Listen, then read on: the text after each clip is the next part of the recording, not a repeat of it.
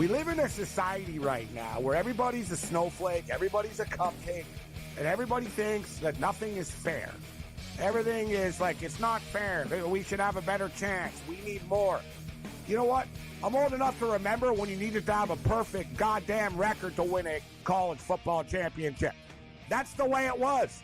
11-1, too bad. Sports Rage tonight, only on Sports Grid. Fillet Indiana. They would smash them. What? Honestly. Do you listen to yourself speak? That's not a reality question. They have not played each other. You are using hypothetical. And they got embarrassed. So many if teams they would do. have won that football, yes, that's you're but that's the thing, guys. No. Stop. The only argument is Indiana is a decent football team and a product of their environment. The early line, only on Sports Grid. He shouldn't need to hire outside help at this point to be able to help him, let alone outside help, Joe, that used to work for him. Until they get him out of the way, I just don't see how this gets any better. And like you said, who are you picking from? Because most people who know the league want nothing to do with the ownership group there with the Jets. Pharrell Coast to Coast, only on...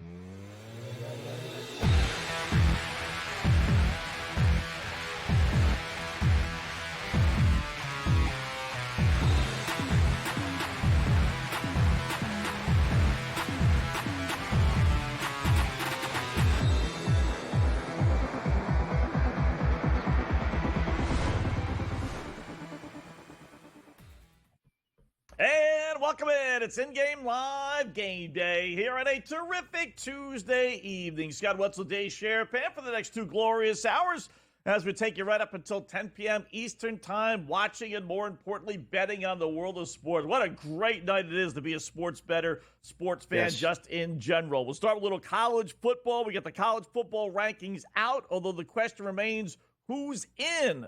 A college basketball, a little SEC versus ACC battle tonight. Full slate of NBA and NHL games, and no doubt an emotional scene in Calgary tonight, which I'll explain here in a little bit. My partner in crime, Mr. Sherapan, rocking the classless Penn State run up the score Nittany Lions outfit tonight.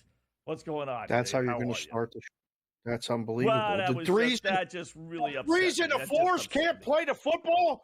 I mean, the threes and the fours are in. You got to do a hurry-up offense with 30 seconds left, up 30 points, and I won. I won a parlay with the over, which hit. They're going to run a hurry-up offense up 30 with 30 seconds left. Come on.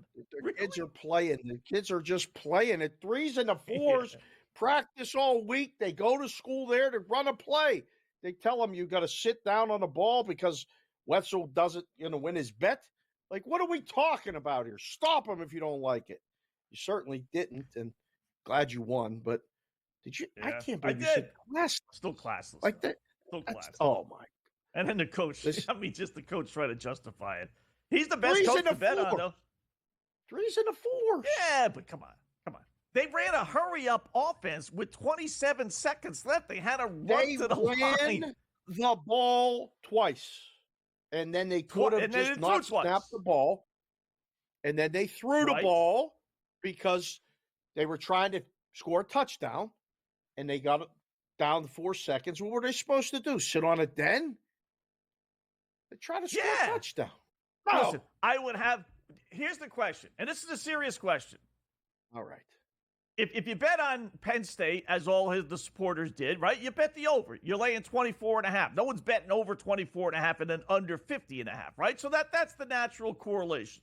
So he needs to get the game over, and by the way, touchdown got the game over by 0.5 point, so all his bettors hit their parlays, all right?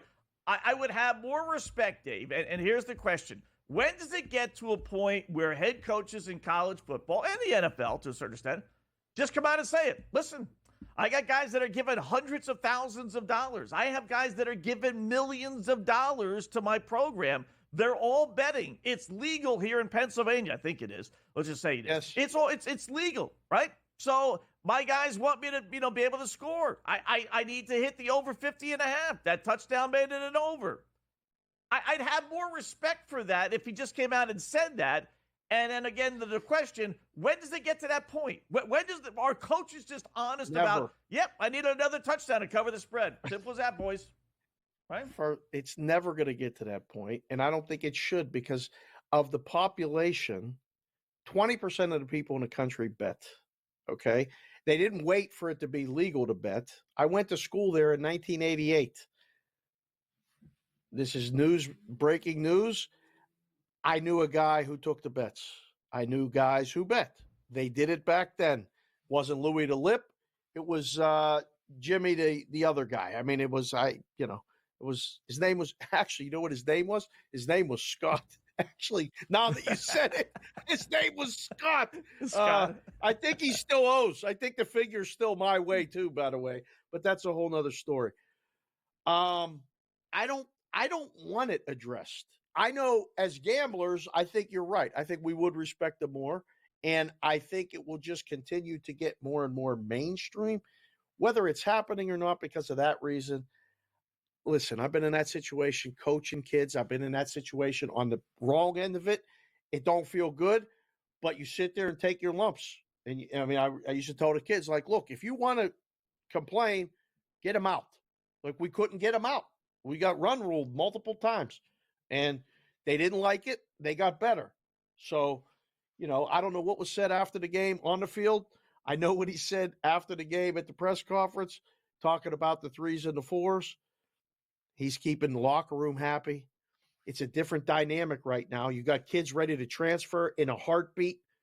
You want to get kids playing time. You want to get them, an opportunity, selling them on staying, selling the alumni on keep coming, selling, the bettors on keep betting us over, keep betting us and laying the points. It all worked out. I don't know. I mean, we're done with Maryland, though. Penn State. On to Indy. Focus.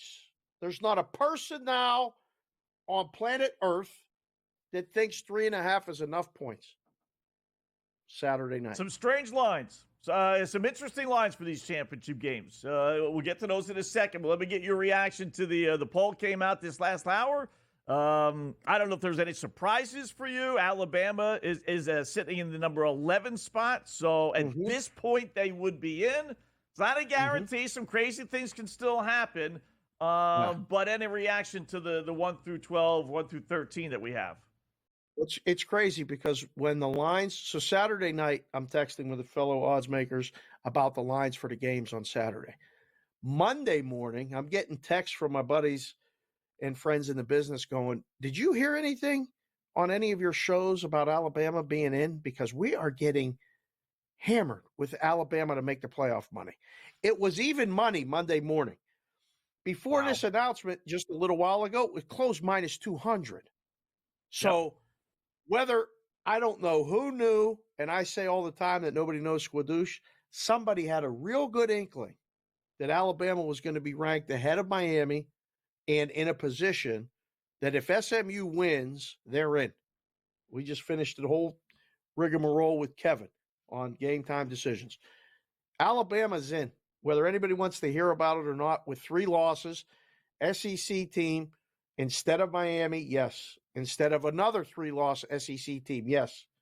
Bama's in right now. I heard the guy say it on the broadcast before I got on here with you. If the teams aren't playing, nothing's going to change. They can't jump another team. Bama's in. Yeah. Bama, when we put a graphic together this afternoon, and that was late this afternoon, before the announcement, right? Minus 260 to make the playoffs. They're now minus 350 on FanDuel. SMU is even bigger. Before, the announcement, SMU to make the playoffs minus 280. Now, since the announcement of where they sit, minus 590. I don't know if SMU's that much of a lock. Maybe. They're not getting in if they lose, right? They have to beat Clemson. I would think so. That's the question. If they lose, and they're only 2.5-point favorite, which I do love, right. SMU, by the way, right? But for the sake of the boys in Vegas, it's basically pick them. Then why would they be minus 590? say they lose, ugly, 30 to 14. They still getting in? Minus 590? I personally don't think so, but maybe somebody does think so, and somebody's betting it or has bet it already. I don't know. I would love to make a case for South Carolina if they're going to award a bid to a 3-loss SEC team. I don't think there's a better team playing better football in the SEC with 3 losses than South Carolina. Pedigree, non-pedigree, all that other stuff. That's a team I want to see in, but I don't think they have a shot at getting in. I tell you, in a conference I feel bad for is the Big 12. That's clearly a one and done. There's no way that anyone else, right? I mean, that's a pretty good conference too, right? I mean, that's we're not talking about the the AAC here. We're talking about a conference that's been around a long time. But it's almost like the AL East versus the AL Central, right? Yeah, right. You got all the AL East teams, and then the AL Central's fun. Games were competitive. No. Yeah. All right, we'll take a look at some of the lines when we come back.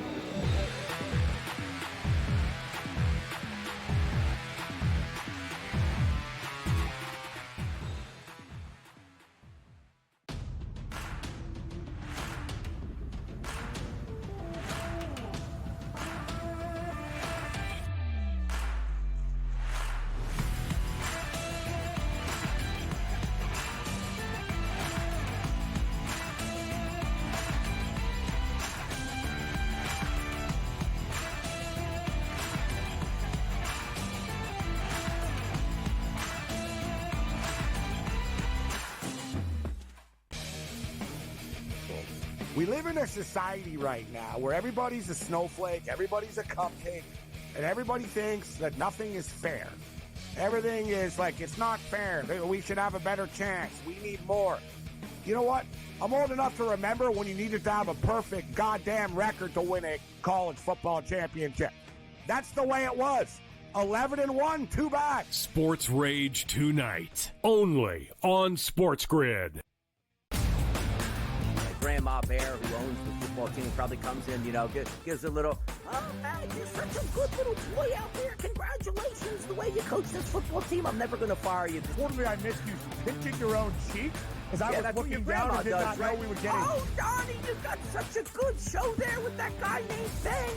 Like, that's what your grandma will do to you when you go see her on Thanksgiving or Christmas, The Early Line, only on Sports Grid.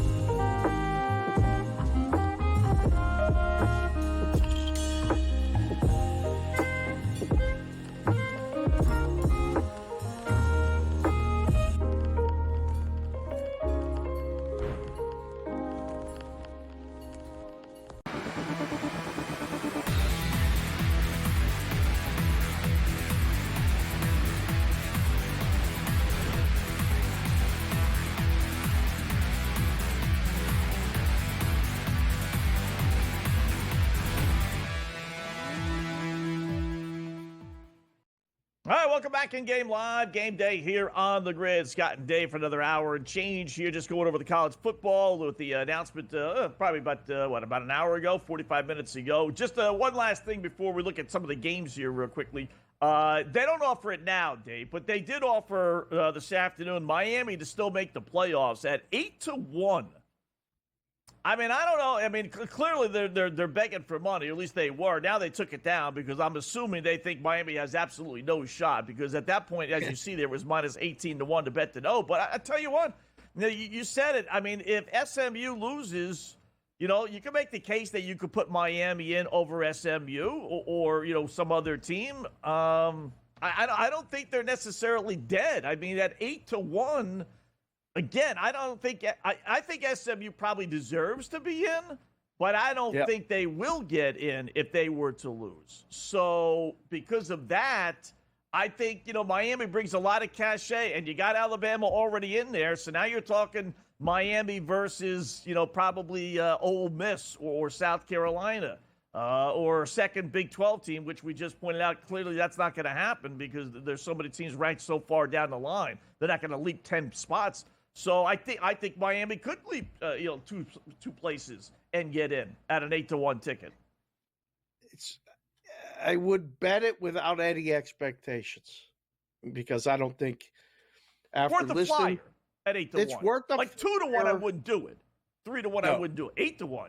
I would do it. I know, and you're always shopping for prices, and you always get good prices, and that doesn't always mean winners, but it means getting the best number, which is half the game at least. You're always trying to get the best number.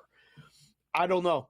After listening to the committee chair talk about it, and then just a couple things that I've read, it feels like they don't want them there. That's just my impression. Now, can things happen that they can get in there? Maybe there will be something, but at 8-1 to make the playoffs, they don't even have to play a game. You don't make bets a lot of times on something where they don't have to do anything. You're actually reliant upon everyone else to do this, and then vote them in. So, interesting bet. I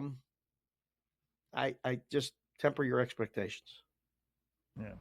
I just think they got, like I said, at 8-1, I think they got a shot, Okay.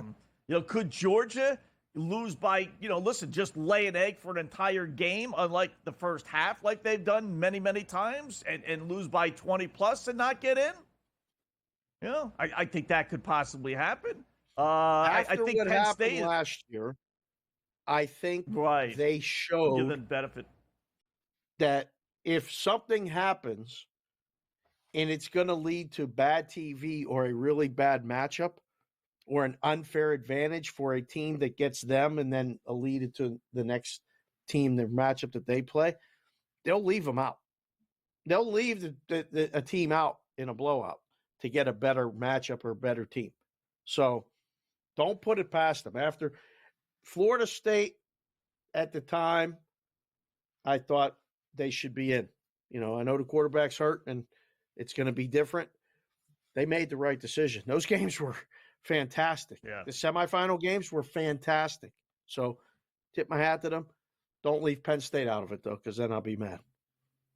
Here's the key. What happens Friday in the Boise State UNLV game could determine what happens Saturday. Because a fifth conference, and listen, I understand why they did it, because there's no backbone with these committee members. If they weren't forced to put a fifth conference team in, they wouldn't. They just wouldn't. So a fifth conference has to get in. If UNLV were to upset Boise, now you got to put UNLV in. And that's one of those teams that they're looking at like, that team's going to lose 50-0. So, you know what? We can't put, if SMU loses by, we'll say 2 scores to Clemson, man, we can't put 2 dogs in there now. Now we got 2 dogs in there. Now that would really, I think, help Miami's chances. UNLV, I know it's got absolutely nothing to do with Miami, Dave. Nothing. But if UNLV wins Friday, that 8-1 on Miami will be down to 5-1. You wait and see. I mean, they're only 4-point dogs. Like that, Yeah. It's not that big of an upset. I was at the game with Matt. We went down and watched UNLV play here in person. And I don't know. Like, it's not out of the realm of possibility. So, a lot to be determined. It's fun. I love this stuff. It's great. It's a lot of good discussions, and then trying to make the numbers for the games and, who's playing what, when, what time. Iowa State, small dog against Arizona State, despite Arizona State not having a receiver playing. The MAC championship, you're on your own. I hope you have a play there. Hopefully something for opposite picks. I will by tomorrow. Sun Belt, nothing. I got nothing. Yeah. Marshall, UL Lafayette, no. But the rest How about is going to Texas be. a favorite over Georgia? Does that Really surprise handled you? them. Yeah. I mean, Georgia beat them pretty good. So I was ago. surprised. It was a while ago. That's the evolution of the number, right? Like, you come with the matchup, and that one along with the Penn State one, and even Clemson SMU. I mean, I was trading numbers, texts with guys that are still in books and booking the games and stuff. Someone had Clemson minus 1.5 or 2, I think. Someone else had SMU minus 1.5 or 2, like it was flip-flopped. I just said pick them because I don't know who they make favorite in that spot. I really don't. I thought Penn State was 4.5 when I sent it out. A lot of my guys were like, that's too high. They're going to take it. I'm like, yeah, that's probably what they should do because I don't know how Penn State's going to be able to keep up with the team speed. And then the Texas-Georgia game was the other one that we were like, there was disagreement. Georgia should be favored. No, make Texas small favorite, then they'll bet Texas. So the books need Georgia. Aha. That's it. Waiter, taste the soup. Where's the spoon? Aha. Where's the Texas minus 2.5? It's all over the place. That's the number. Interesting. I would buy Georgia now. I'd buy the hook, get Georgia at +3, because I got a feeling Georgia money is going to come in late on that stuff, and that's going to go down to like 1, maybe even All right, we'll take a look at the live game when we come back to Game Live.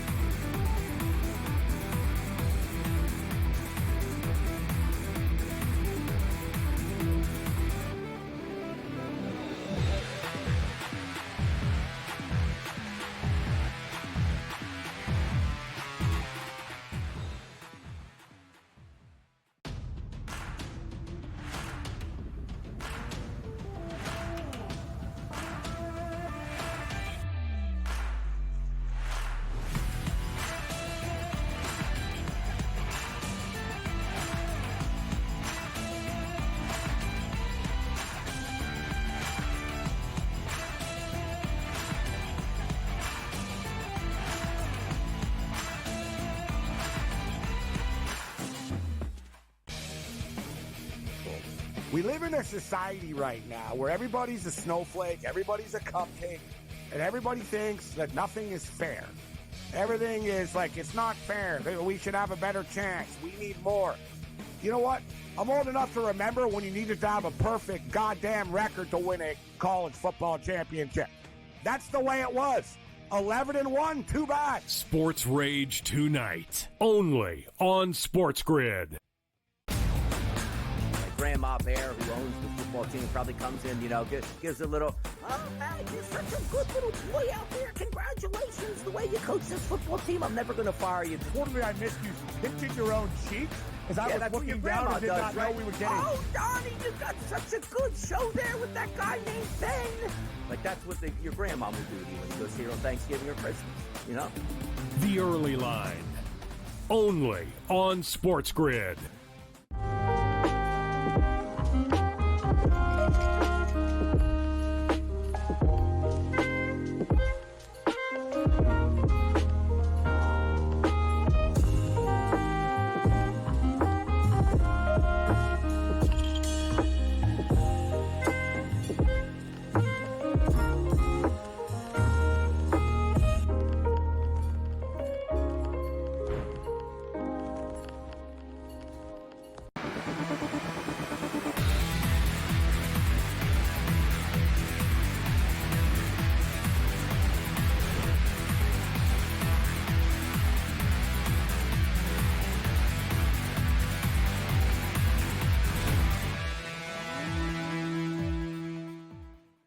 All right, welcome back in Game Live. Game day here on the Grid, just getting underway. Time to look at what's going to happen tonight around the world of sports, including our SGP.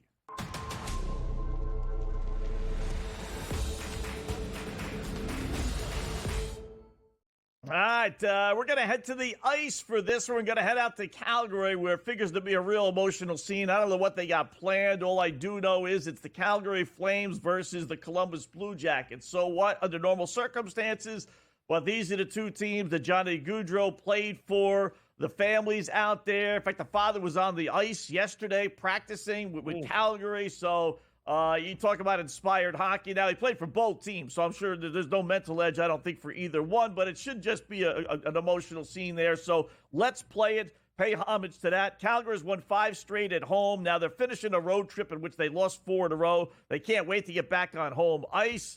So we're going to use Calgary minus the 125 against Columbus, which is playing their best hockey in years. 6 straight games in which they've gotten at least 1 point, 5 of those wins. So they are playing good hockey, but that's okay. Give me Calgary minus the 125. Both teams to score minus 16-1. Just threw it in there to bump up the odds. Nazem Kadri to get 1 point, minus 162, which is really a ripoff because, minus 162 means he should have at least averaging 1 point a game, right? Right. No, he doesn't actually. But I'm thinking back home, they're going to be all pumped up. Like I said, they've lost, 3? I think it was 3 in a row. The last 3, not the last 4. But still, they had an awful road trip, only 2-4. Give me Kadri to score a point. Give me Kadri to get a shot on goal in the first period. We threw that in there, minus 235. Kadri, 3 shots on goal. He averages over 3 at minus 250, which is crazy odds on that. Then Mikael Backlund, 1 shot on goal in the first period as well for the Flames at minus 160. Wow. So add it all up and pays almost 6-1, 584 on FanDuel.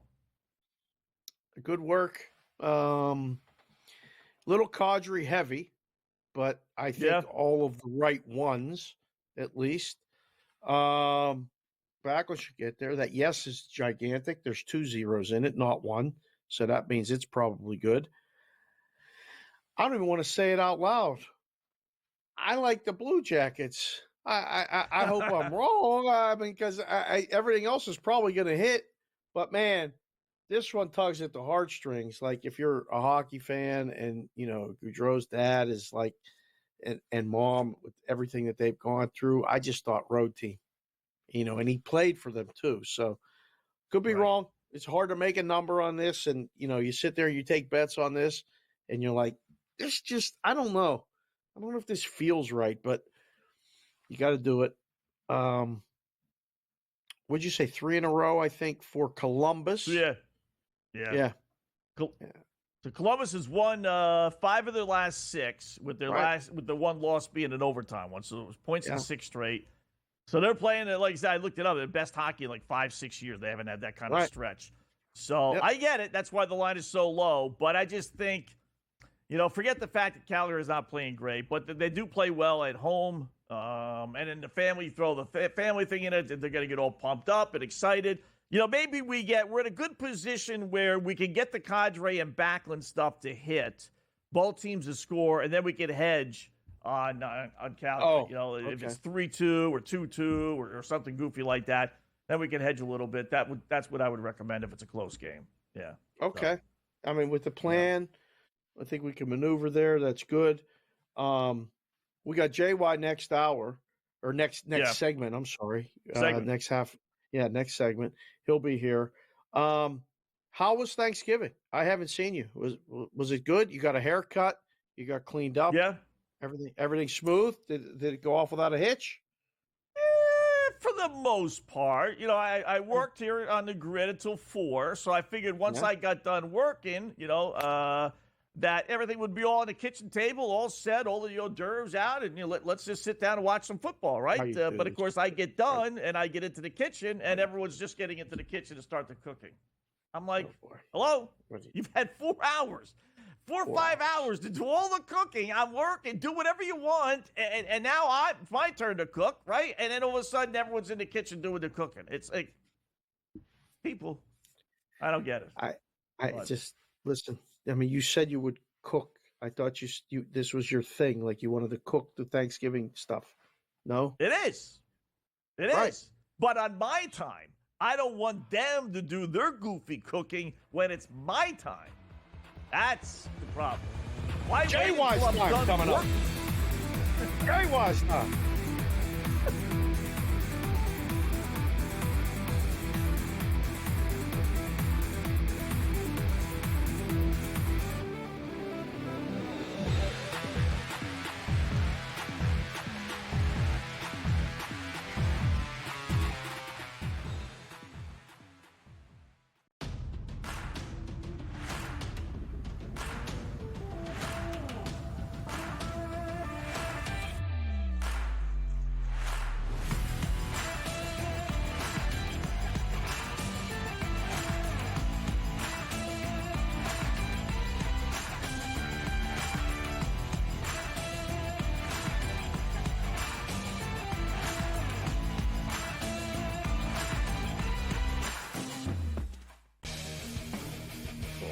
We live in a society right now where everybody's a snowflake, everybody's a cupcake, and everybody thinks that nothing is fair. Everything is like, it's not fair. We should have a better chance. We need more. You know what? I'm old enough to remember when you needed to have a perfect goddamn record to win a college football championship. That's the way it was. 11-1, too bad. Sports Rage tonight, only on Sports Grid. Grandma Bear, who owns the football team, probably comes in, gives a little, oh, man, you're such a good little boy out there. Congratulations, the way you coach this football team. I'm never going to fire you. Totally, I missed you pinching your own cheek as I was looking down and did not know we were getting. Oh, Donnie, you got such a good show there with that guy named Ben. Like, that's what your grandma would do to you when you go see her on Thanksgiving or Christmas, The Early Line, only on Sports Grid.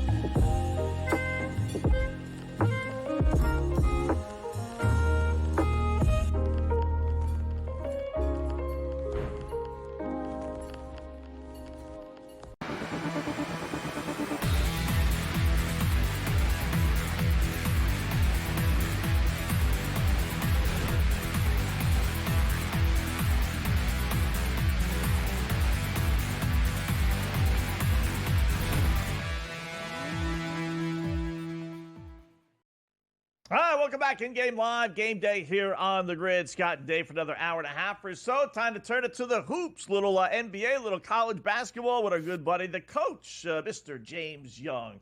What's going on, Coach? How are you on this terrific Tuesday evening?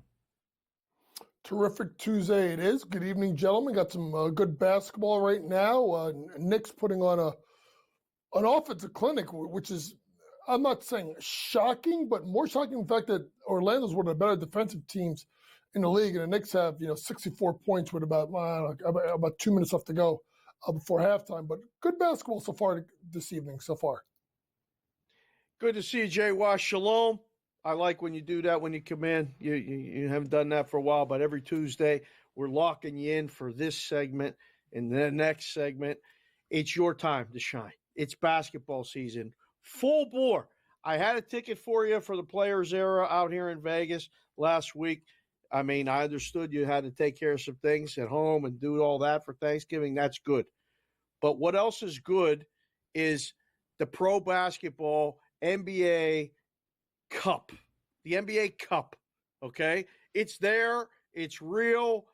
Teams are playing. I mean, teams have advanced. Atlanta Hawks are already in. We got games coming up tonight. This OKC Thunder, interesting. Golden State, maybe. Houston Rockets, JY. Should we be looking at anything particular for this NBA Cup? Well, listen, I had liked Houston before the season started, or when they announced it, to win the NBA, not win the NBA Cup, but win their group, because of the fact that I just think you have to look at teams that are young, that are trying to build some kind of culture, right? And if you look at Houston, they didn't have a good start last year. They played really well the second half of the year. Then Şengün gets hurt, and then they miss out in the playoffs.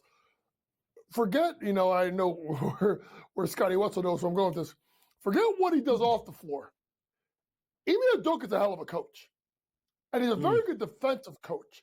What he's done with that young team, with guys like Jalen Green and Jabari Smith and Alperen Şengün, Tari Eason, they've done a good job of getting those guys to step up their defensive focus, but at the same time, getting guys like Van Vliet, Dylan Brooks, those veterans. It's a really good story what's going on in Houston, and I think this will be more than just the NBA Cup. I think this team is going to be on the rise for the years to come, and there's already been talk about possibly looking at maybe Jimmy Butler. I saw rumors about them maybe looking at Jimmy Butler in regards to the trade market as well. Ooh, boy, tearing down the Miami Heat. That would be interesting. All right, got a pretty good game. Memphis and Dallas. Dallas has won 8 of their last 9. Coach laying 4.5 at home. Memphis, meanwhile, has won 6 in a row, 7 of 8 themselves. Luka's back, put in 36 the other night. Where you go with this one, if anywhere? Yeah, I mean, when I looked at this matchup tonight, you look at, to me, Dallas at home, minus a point. So to me, that is where I would be leaning. Luka coming back. Obviously, you look at the way that Kyrie Irving looked while Luka was out. But then you look at the opposite side. Memphis has battled injuries, guys, right? But another injury that people aren't talking about what they miss is Zach Edey. I know he's only giving you about 11.7 rebounds a game. But at 7'4", the big wingspan to protect the basket, allow Jaren Jackson Jr. to roam a little bit. I think they missed that. Give me the Dallas minus the points at home tonight. JY, is there any hope for the Philadelphia 76ers? They're up 68-57 right now, laying double digits on the road. They only got 4 wins all season. There's only one team worse in the East, the Washington Wizards. Do you have anything that positive? Anything going on in Philadelphia? Not just tonight, but just can this kind of be a push to something or done? Hey, when you called them the Washington Wizards, I thought you were going to call them the Washington Generals, because that's how bad that team is. I know. When you look at Philadelphia, right? We knew this. It was all about, could they stay healthy, right? Can they maintain and be healthy? And the answer's been no. But they're in a little bit of a stretch here. If they get the win tonight, they're going to get Orlando on a second leg of a back-to-back. Both teams on a back-to-back. And Nick Nurse already said earlier today that Joel Embiid is going to play tomorrow. Oh. So then there is Orlando again. See what happens. Then Chicago, Charlotte. They have a little chance to get themselves right before they go to Cleveland.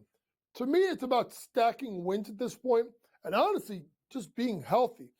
Jared McCain has basically played himself into the leader in the clubhouse of Rookie of the Year. We know what Tyrese Maxey can do. Paul George, stay healthy. Kelly Oubre, they got the talent. It's just it's like the Nets of a couple of years ago, with Harden, Kyrie, and Durant. Can they ever get these guys on the floor together? Kind of like the same thing with Phoenix, but at least Phoenix has played well up to this point. Coach, we had Cleveland lose back-to-back games against the Atlanta Hawks. So tonight was a good get-back spot, and they're beating up on Washington. I don't know if you want to lay 24.5 at this point, but where do you stand on the Cavaliers in general? Are they going to come back to the pack? Should we be betting against them now? Have they peaked too soon, or are they really going to be good, really good, the rest of the season? I don't know. I think they'll be really, really good. I thought that getting Kenny Atkinson, who I thought did a great job in Brooklyn, kind of built that culture, was going to be really, really special for them. But listen, if you look at their record, right, obviously they have a tremendous record. We know what they've been able to do. But when you look at it, guys, the games that the Boston game was a really good game, right? They're 1-1 against Boston. They beat New York in New York. I'm not counting Milwaukee because they stink. I want to see once they start going out west. They got a road trip the end of December, okay, where they got to go Denver, Golden State, Lakers, Mavs. You come back 3-1 from that road trip, and then you're going to get me to really believe that this team is a championship team. Because I think that's where that could be the first little hiccup. But they also still have, before that, they have Denver coming up Thursday night. They have to play Philadelphia the 21st. We'll see if Embiid's back. They're playing great basketball. But I need to see it come playoff time. But the one that's good about them, guys, really quick, is I like the way that Donovan Mitchell just doesn't take over the game now. They seem to have a lot of different pieces that can score. And you guys notice as basketball guys, the more guys that can put the ball in the basket, the harder it is to defend, which makes you even more dangerous. that's the way we would operate if we were running a 3-man weave, or maybe threw K-Dub down low, put Donnie in the corner and let him maybe hit some shots. Well, K-Dub don't go down low. Really? K-Dub is a big guy. guy. He's like Porzingis. And when you talk about Donnie right side, don't put Baby in the corner. Hey, what do you think he is? OG Anunoby? More like Anunoby when you talk about Donnie right side shooting jumpers. I just thought maybe because we got to have Pharrell off the bench. You know, we got to restrict his minutes because he'll want to play too much. We'll come back and talk ML Carr. He can throw the towel. Throw the towel like ML Carr. College talk coming up next.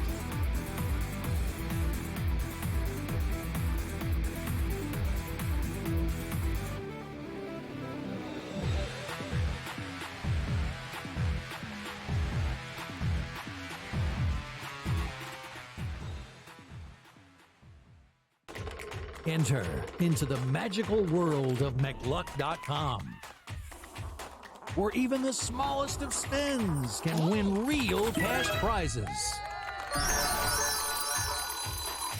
Adventure into over 1,000 of the best Vegas-style slot games. So what are you waiting for? Unlock your free welcome offer today. Join the fun where winners play and players win. Anyone that's been to a sporting event, the atmosphere before a game, I think Game Time Decisions has that same exact atmosphere. This is our arena. This is what we do. There is going to be an energy to Game Time Decisions that you will feel night in and night out. The excitement you get when you lock your bets in, when you're figuring out what you want to do, we can zone in on the biggest games each night. I want this to be the place that people come to before the games start so they feel as ready as possible to lock in their cards. We are going to hit every single one of those markets that you need to know about. We're going to go through every single thing, and I've got a great team behind me that's going to help me get the job done. There is not going to be a better place, I promise you, than Game Time Decisions to get that new information, react to it, and be able to then bet accordingly. We will have everything at our disposal, and we will use that to our advantage. I'm Kevin Walsh. Tune into Game Time Decisions from 6 to 8 p.m. Eastern on Sports Grid. Your gut says Miami is going to win, and you should take the over. Your gut also said your NFT selfies would only go up in value. They didn't. But your head is on Sports Grid and knows the QB is in concussion protocol.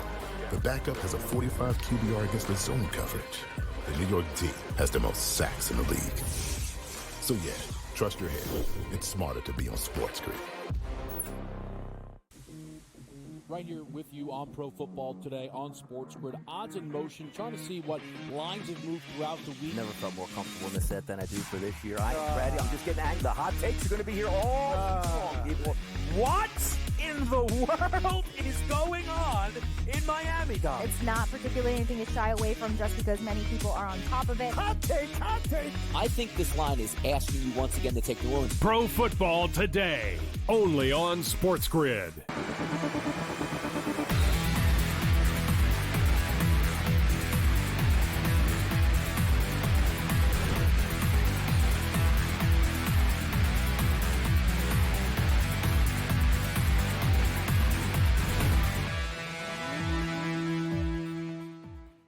All right, welcome back. In-game live, game day here on the Grid. Talking with the coach, Coach James Young, Scott Wetzel, Dave Sherapan. So let's turn our attention, Coach, to the little college basketball. Great night, great couple of nights here. Really, it's been a great last 2 weeks with all these tournaments and everything else going on. Some good matchups. So we got a little SEC versus ACC battle starting tonight.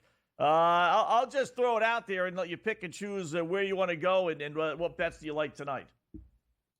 Yeah, I mean, for one game right off the bat, is obviously Kentucky at Clemson. And Kentucky, even though they're 7-0, they're only laying a 1.5 right now in a really good game versus a Clemson team that's played pretty well. Now, the thing you're going to look at that should give you a little bit of pause with Clemson is, okay, well, who have they played, right? Yeah, who is their toughest opponent? Yeah, I mean, San Francisco, maybe Penn State, and just the job that Mark Pope is doing the job that Mark Pope is doing is making Cal, who has struggled a little bit and losing right now to Miami, who's lost 4 in a row, it's making it look worse. I like what I've seen out of Kentucky, their experience, their depth, and Mark Pope is a hell of a coach. I'm going to take Kentucky in a big spot at Little John Fieldhouse on the money line to get the win tonight. What about the Big Ten? You mentioned Penn State, and I'm wearing the Penn State stuff, but not for the basketball team, for the football team, because they're hosting or they're playing Oregon in the Big Ten championship. I was going to ask you about that, but we got to stay focused. Michigan, Wisconsin. No. Let's lose focus for a second. I know I'm going to get myself in trouble, but I got to say this. No, do it. How does Miami lose to an 8-win Syracuse team, right? Boy. But Ohio State scores 10 points against Michigan, who stinks, who fired their offensive coordinator after 1 year. Oh, boy. And Miami falls more spots than Ohio State. And why is Alabama as a 3-loss team ahead of Miami right now for the college football playoff? Simply put, folks, it's about money. That's all it is. Miami don't draw nobody. They can't sell out. They haven't sold out since they were at the Orange Bowl where Jimmy Johnson was the head coach. So to me, it's very simple. College football playoff, you can go to 12 teams, 16, 32, 64. Man, you can go to 128. It don't matter. When it comes down to the matchups, they want money. And money means you got to take the big teams when it's close, like the Ohio States and the Alabamas, because of the national draw they bring. Thank you. I'm sorry. Wow, that was great. That was awesome. I got to get my glasses for that. That was good. All right. So that I'll put mine on too. All right, put yours on. Yeah, let's go. Wetzel should have glasses. He's the one that can't see. Me and you still can see. These are just, to make it better. And the funny thing is, actually going to be Wetzel, because he's a referee. He needs it more than we do. Oh. Sorry, don't team me up, Scotty. You're still my friend. Don't go there. Last night. Please. No issues last night. I do, by the way. Funny you bring that up. You know what I got here? I got the Bible. I got the Bible. What? It What is is the that? NCAA women's casebook. You think you know rules and regulations? You read like 2 pages of this, and you'll be blowing your brains out. It's amazing how many rule book with you. Well, Is I that read for it on the the way train by ride? on home on the train station. Just in case Wow. a rule pops up that we don't know with the coach on tonight. Okay. I figured let me check the rule book. Let me check the case book. How about that, yeah. JY? The guy's reading. come prepared. Not only does he look good with this haircut, but he's reading a rule book on the train ride I'll to tell and you from what, the I show. was going to say that. He looks damn sexy with that new haircut. He looks like he's 10 years younger. I mean, me and you, the ball-headed brothers, he looks a lot younger than us right now. I'm going to say that right now. No question. JY, gotta get rid biggest of this game gray. tomorrow. Auburn and Duke. I got a bet with K-Dub. Who do you like in that game? It's amazing because every year I would say, well, Duke, Cameron Indoor, like, it's a wrap. Like, but I've watched this Auburn team. They're not scared. The best way to bet this is Duke is good defensively. I think if Duke has a chance either way, they got to slow the game down. I would take Auburn's team total under, and do know that one of the best college basketball defenders in the country happens to be Cooper Flagg. I think this is going to be a defensive fight. I would take under the team total for Auburn. Love the unders. Is Louisville back? Top of the hour. Start. There's a great betting system. A lot of guys adhere to this, coach. You bet the unranked team when they're favored over the ranked team. That's what Louisville is, laying 3.5 against number 23 Ole Miss. Listen, I've obviously, loved the job that the coach at Ole Miss has done over there. I know he had his problems when he was at Texas. Pat Kelsey's done a pretty good job so far at Louisville. I mean, anybody could be better than Kenny Payne. Let's be honest here.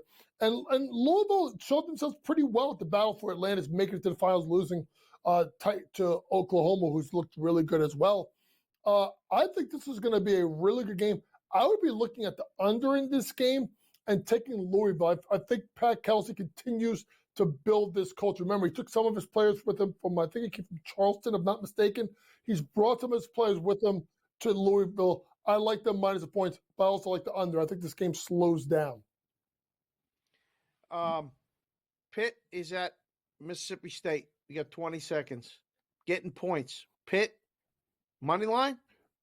Pitt, yeah, I would go game? Pitt money line. I don't think people have done it. Remember, folks, a couple of years ago, Jeff Capel was about to get fired. And he's done a darn good job. So I would go with Pitt. I think they get the job done outright tonight at Mississippi State. Wisconsin laying 2.5 at home against Michigan. Tight game, Scotty. You know, when you look at games like this, both of them really good against the spread. So when you got a tight game and it's 2.5, that's a straight pick 'em in my case. In that case, money line. Take the home team. Go ahead and take Wisconsin at home. Get it done. Yeah, that's where I'm going to go tonight. I like Wisconsin too. Get them at home, basically. Not so much football anymore, but basketball, yes. Coach, great job as always, my friend. We'll do it next week. Bang!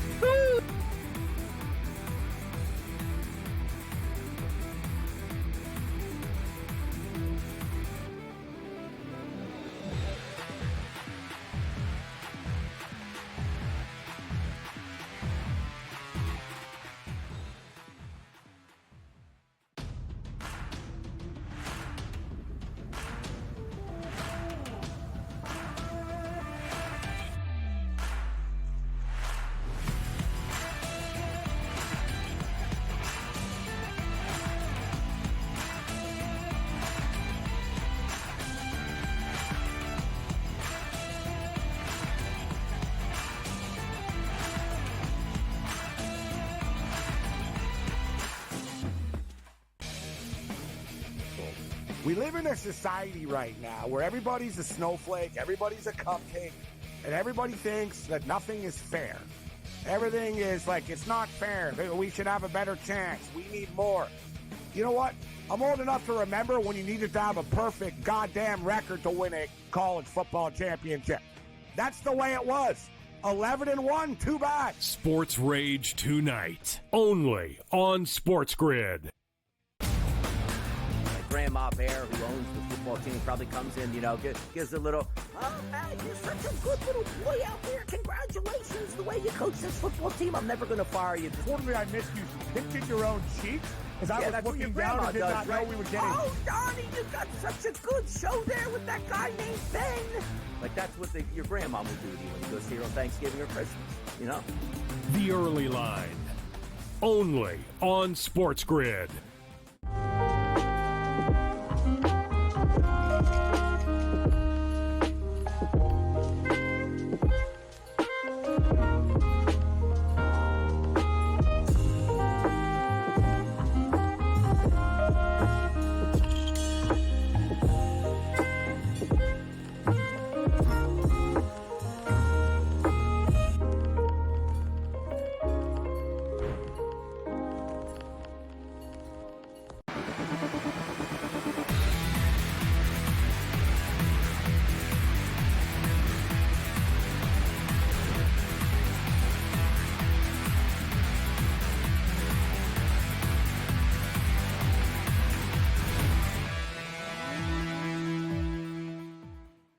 All right, welcome back in Game Live. Game day here on the Grid. Time to head back to the ice for our Black Cloud Play of the Day.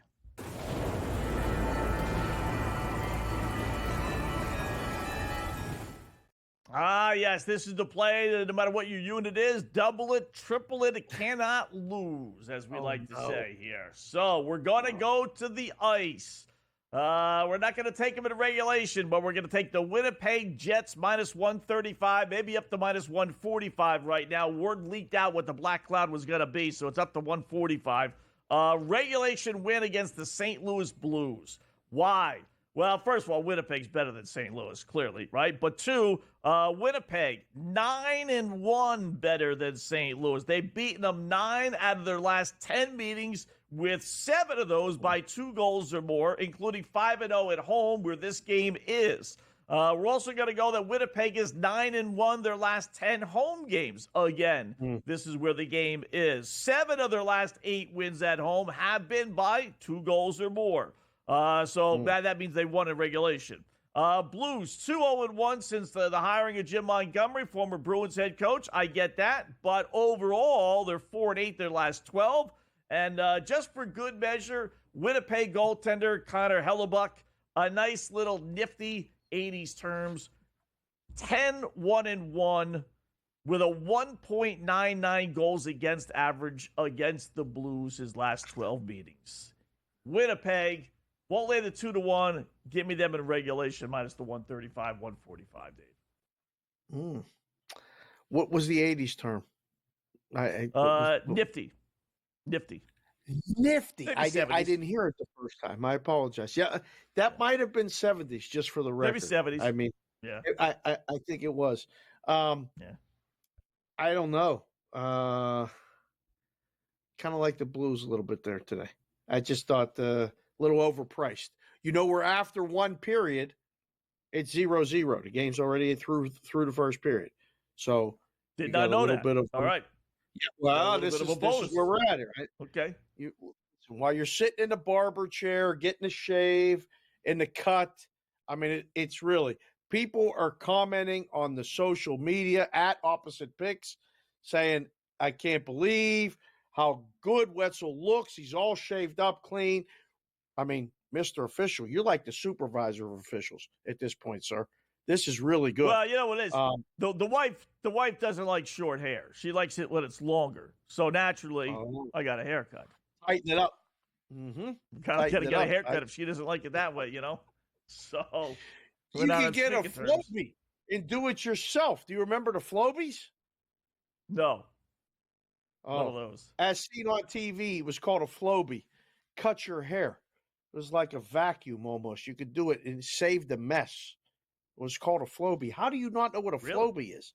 You know everything from the 70s and 80s and 90s. I think we brought this up before. I think we brought this up before. Yeah, I don't have one of those. I don't even know what one of those are. Do you like to get a shave at the barber shop? Right. Do you get the whole cleaned up? Do you do that? Yeah.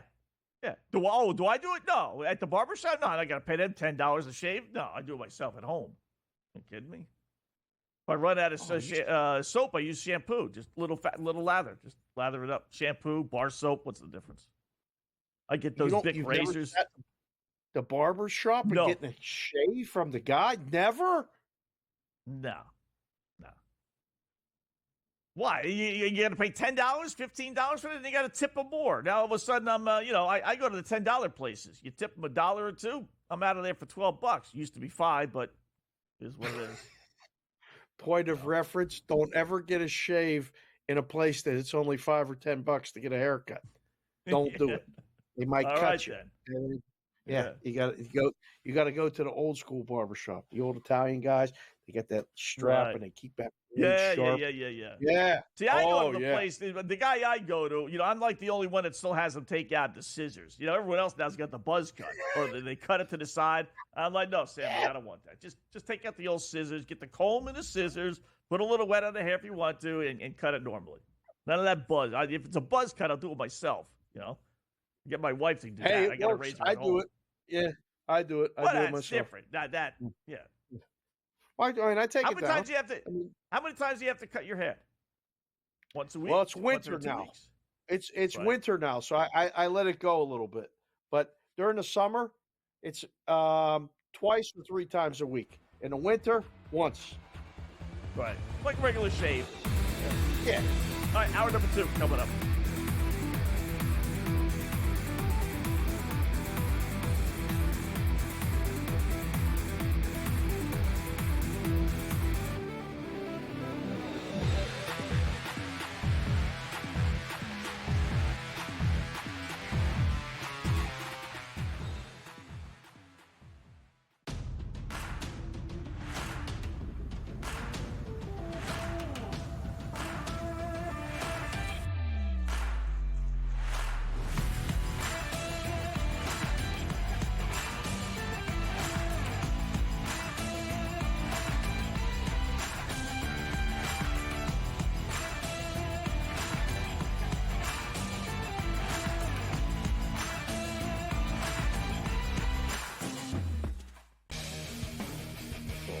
We live in a society right now where everybody's a snowflake, everybody's a cupcake, and everybody thinks that nothing is fair. Everything is like, it's not fair. We should have a better chance. We need more. You know what? I'm old enough to remember when you needed to have a perfect goddamn record to win a college football championship. That's the way it was. 11-1, too bad. Sports Rage tonight, only on Sports Grid. Grandma Bear, who owns the football team, probably comes in, gives a little, oh, man, you're such a good little boy out there. Congratulations, the way you coach this football team. I'm never going to fire you. Totally, I missed you pinching your own cheek as I was looking down and did not know we were getting. Oh, Donnie, you got such a good show there with that guy named Ben. Like, that's what your grandma would do to you when you go see her on Thanksgiving or Christmas, The Early Line, only on Sports Grid.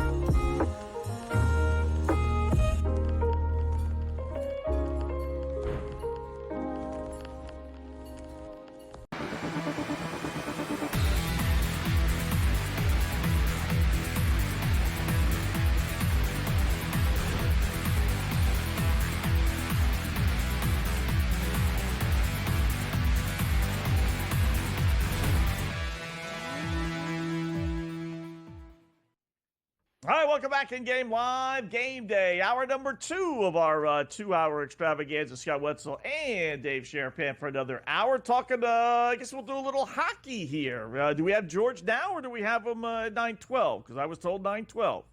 I guess we're going to do it now. Okie dokie. With no time like the present. Let's welcome in our hockey resident expert. You see him here all the time here on the grid, George Kurtz. What's going on, George? How are you?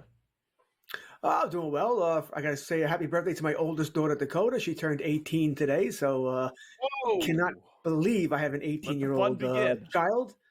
But yeah, let the fun begin. Sure. Thanks, Scotty. Let the fun begin indeed. Yeah, been there for sure. Woo! Yeah, mine are 21, 19, and 10. So you got your hands full, George. I mean, I was going to say you don't have to worry about the hair. At least it happened to me too. So they get everything, George. It's fine. You're looking good. Islanders playing tonight. I saw you on the list to join us, and I went, all right, this is good. Islanders are playing the Canadiens. They got to win this game.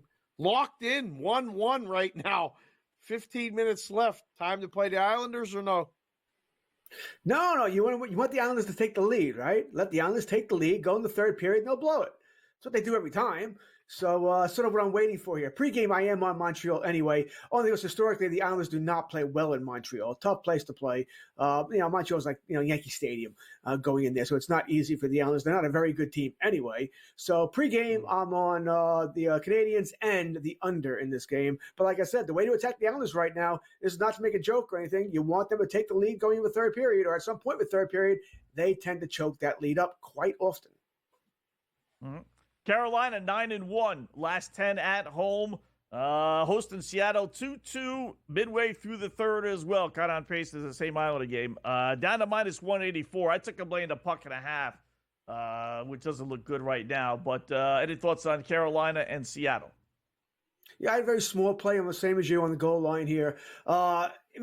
Carolina, Seattle's not a bad team. They're a solid team. Carolina gets their goaltender back tonight, right? Kochetkov return. So that's what we were looking for there. But I think it might take a game or two before you really see that Carolina team. Again, this is why I made a smaller play, nothing big on Carolina. I didn't put up any parlays either. I guess in some ways I should have bet Seattle because I just had a bad feeling about Carolina. But still, I played the goal line on the Hurricanes as well. Noted night owl, George Kurtz. Noted Captain Chalk as well. Dubbed by us here on the show. The Oilers are playing here in Vegas tonight, and they are road chalk. They are favored. To my surprise, I thought the game would be closer to pick 'em. Any thoughts, opinions here, George? You have anybody to score a goal or any of those prop bets or anything, or just side total? What do you got? I think it's a fun game. Maybe your game of the night here between the Oilers and the Golden Knights. Golden Knights haven't been playing as well of late, right? They're not starting off well. So the first bet I have is the Oilers to win the first period. All right, we'll take that because once again, Oilers. I wouldn't say they're a great starting team either, but they're playing normal. Vegas, they admit it, right? We're not starting on time. Right, they're having trouble from the opening puck drop. They might come back and win the game, but they're not going to win the first period. So, yeah, I'm on the first period for the Oilers. Didn't touch the game here. Kind of lean towards the Oilers. If I'm going to play the first period, Oilers, I actually think they're going to win the game anyway here. I'm going to go the over, which I do in most Oiler games anyway here. And I'm going to have some props in this game. Probably, Draisaitl is going to score a goal. He scores a goal every game. All right, so I'll take an anytime goal scorer with Draisaitl. Probably going to take McDavid to have more than 1.5 points. Nugent Hopkins, I haven't played this yet, but Nugent Hopkins has finally realized the season has started. And he's starting to score of late as well here. So Nugent Hopkins could be a play as well. All right, should be an emotional scene with Calgary and Columbus, George. You got the Goudreau family out there. I'm assuming they're going to let the dad drop the first puck or at least something like that. But he was out there. He was actually on the ice practicing with Calgary. It was 125 this afternoon, as you see there. It's up to minus 150. I don't know if the backup goaltender is in there for Columbus, who's played very well of late, but any thoughts on this one? I think this is a little tough because you said it is an emotional game, so which team can fight those emotions and which team can't? You're sort of playing that game there. What team handles it better? So I let this game alone. I might have left it alone anyway. It's not exactly a top-notch game here. I would think Calgary is the better team, but not immensely, barely. And Columbus maybe played a little bit better, actually, maybe even more than a little, quite a bit better than we thought this year. After what happened. All right, you would have thought they might have they weren't going to be a very good team, even with Gaudreau. Without him, you might have thought they would have completely collapsed. They have not. So there is something to be said for that. Calgary is benching a couple of people that are trying to wake their team up here. It is Vladar for Calgary going up against Merzlikins. So the goaltending matchup is the goaltending matchup. You're not getting Wolf if you thought you were going to get him, but that's pretty much a 50-50 split there. So it's Vladar versus Merzlikins, pretty much what we expected here. I do lean towards Calgary, but not up to put any money on it. George, I haven't seen you for a couple of weeks. Timing just hasn't lined up, but it's probably good because coming off of Thanksgiving now, the Cowboys won and looked okay. And now, big production coming up for Monday Night Football. Dallas, I don't know what they're playing for, not much of anything. The Bengals aren't playing for much of anything.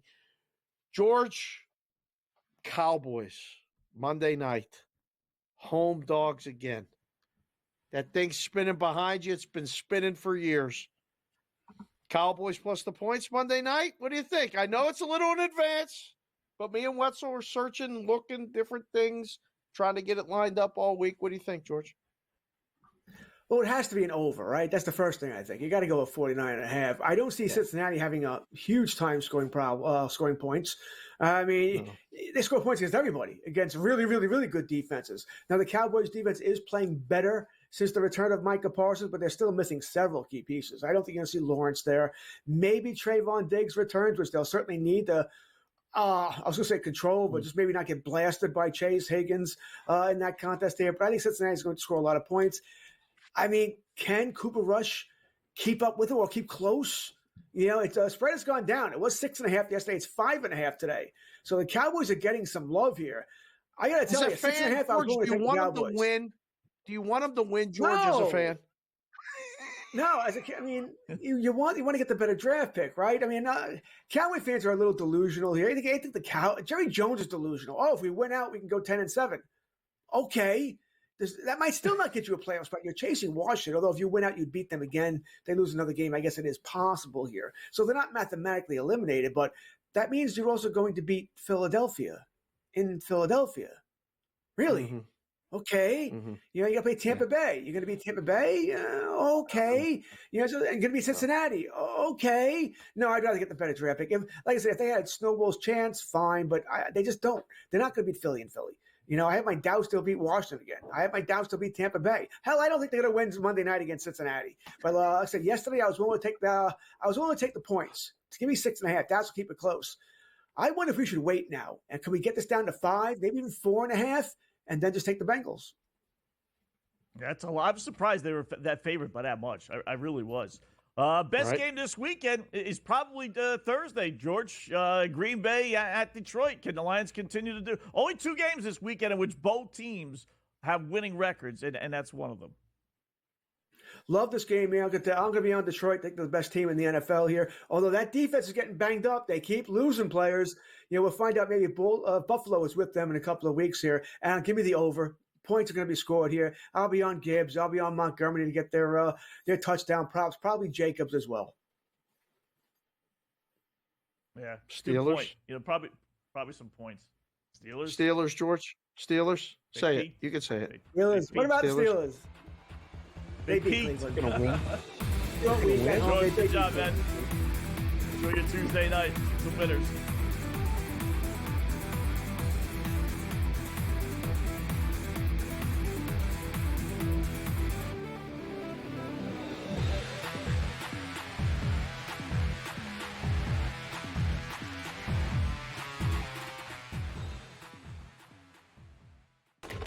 Enter into the magical world of McLuck.com, where even the smallest of spins can win real cash prizes.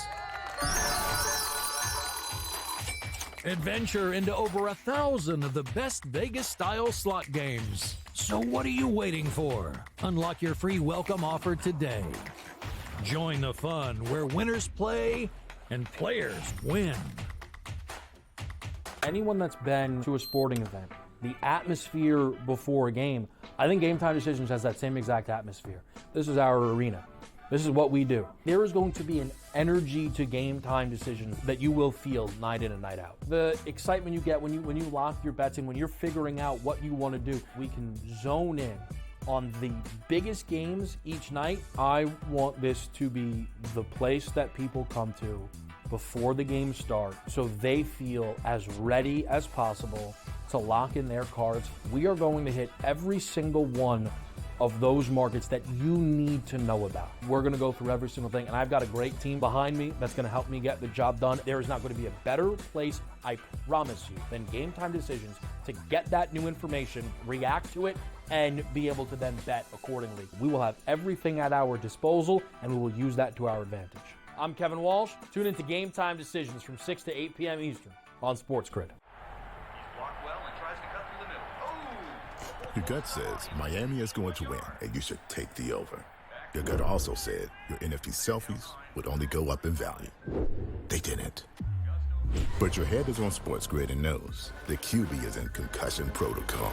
The backup has a 45 QBR against the zone coverage. The New York D has the most sacks in the league. So yeah, trust your head. It's smarter to be on Sports Grid. Right here with you on Pro Football Today on Sports Grid. Odds in motion, trying to see what lines have moved throughout the week. Never felt more comfortable in this set than I do for this year. I am ready. I'm just getting angry. The hot takes are going to be here all long. People, what in the world is going on in Miami, Dom? It's not particularly anything to shy away from just because many people are on top of it. Hot take. I think this line is asking you once again to take New Orleans. Pro Football Today, only on Sports Grid.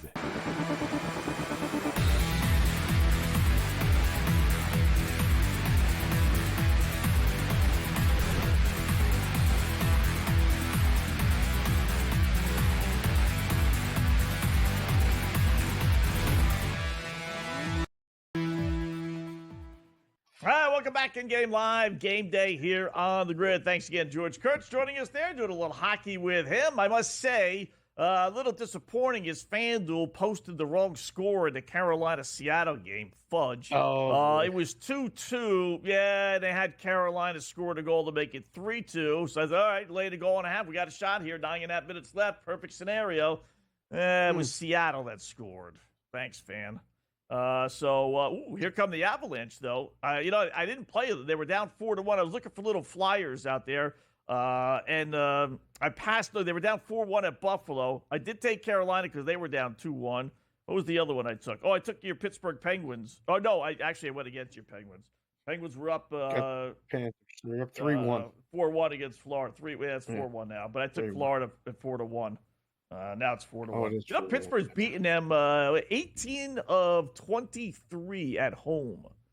And that's with some pretty good Florida teams. So that's kind of goofy. Yeah. But doesn't make any sense because they really can't beat hockey anybody else. Tonight? I know, right? But they're big really dogs. can't. They were dogs tonight. 130, 140 underdogs at home. But the pendulum has flipped with the boys in Vegas. They're making them dogs even at home, obviously. Correct. Pretty much against everybody. Yeah. So we'll see. Like Winnipeg's taking a step back in the hockey. Maybe the Penguins find them a couple wins in the next couple weeks that they're supposed to not win and be dogs. We'll see. I mean, they're deep down in that Eastern Conference board. I mean, they didn't even on the first. I can't remember whenever this happened the last time. 10 teams on that board, and the Penguins aren't one of them to win a conference. That's how bad it's been. That's not good, Wetzel. Yeah, that's not good. That's the conference. I like the Red Wings. Yeah, that's the conference. I mean, there's not that many teams. There's only a couple more teams in the conference. They're not one of the teams. That's crazy. I like the Red Wings tonight against your Bruins, just because more against the Bruins, something like that. I want to let you know, Johnny Roast Beef reached out on the socials. He said, Wetzel, he can't believe it's a $12 haircut. He's paying $28 plus $7 tip. That's $35. That includes no shave, but they trim the eyebrows. So, this guy trims my eyebrows too. Oh, good. I get that Okay. thrown in All for right. free. Oh yeah, I get that thrown in Absolute for must. free. Yeah, gotta have that. That's an extra couple. That's an extra couple bucks. No, trim them things up. Got to keep. No. That's all part of it. For $10, listen, 3 years ago was $5. So inflation, I know, hits. Thank you very much, Democrats. But still, are you going to charge me more for my eyebrows? I'll do it myself. I don't know, but this having hair. I don't even trust you to do the eyebrows. If you mess them up, then everybody's going to see it on the show. It's very important. You got to keep it right. It's a lot of pressure. Yeah. You can't mess it up. Got to match. But one of my always things is always crooked. One grows faster than the other. It's very weird. So you got to keep it level. Right. Always keep it level. Yes, right there. Gotta keep it level. Got to keep it level. Yeah. Some people's faces aren't, so it's a little. But my face, I think, is. Your face is very level. Sometimes it's like so I've seen guys' faces that goes kind of sideways. I'm like, oh, geez. What? Do I look this way or that way? Got to get a new barber. What are you talking about? Tennessee's blowing out Syracuse, by the way. What? But I go to this place where there's like 7 barbers, right? They all have their chairs. So this one dude, I mean, you want to ask the guy, what are you doing as a barber, dude? Look at your hair. It's like it's got a toupee, and it's like the sideburns are down to here. They're off balance, and then his hair has have a natural thing from here to there, right? His is like on the side, and it's like really like distinct. I mean, dude, work on your own hair, let alone someone else's. So. See, this is part of the problem, right? They're artists. They're artists, but they don't know how to do it on their own. Sometimes on their own head. There's a lot of barbers I see with bad haircuts. Like it's because they don't trust the other guy to do it, and they don't want to. So they probably do it themselves, right? So they do it themselves, and it's not always right. They do it fast. Yeah, they can't have that. 84-53. Tennessee's blowing Syracuse out. 6.5 minutes to go. I had the Tennessee's over a good basketball. That's team. good. What was the total? 140 something? Yeah, 144, 145, something like that. Okay, yeah. I think you're good. Yeah, you're going to be fine. I like. I do like Kentucky. I must say they tip off bottom of the hour against. But who doesn't? Like who's betting Clemson in basketball against Kentucky? And it's only 1.5. I think so. Really? I think Clemson wins. Yeah, I think Clemson wins. Yes. Wow. All right. Not sold yet. It'll take long. Not sold yet in Kentucky, especially on the road. Goldhorn. Goldhorn. Goldhorn. What is that?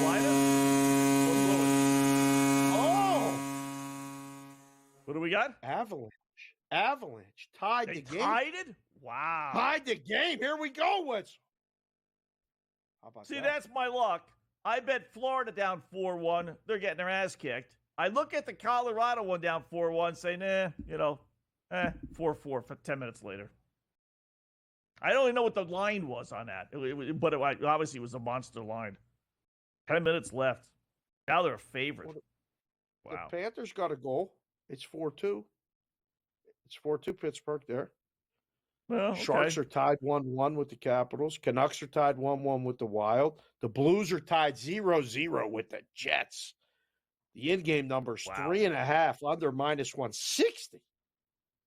Oh, boy, the Blues are on a power play. I better turn that off. Okay. Jackets and the Flames just underway, 0-0.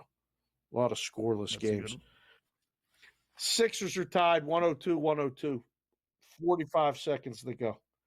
Can't get right. They cannot get right, that Sixers team. Can't do it. I've lost so much money on that team this year. I know you asked JY about it, but forget about it for me. Never again. You just don't know who's playing. They're done. They're as good as dead. Dead. Done. Yep. Cadavers Can't by 35 against Washington. Wizards are laying 16 tonight, but I still made the best bet with the boys on the podcast.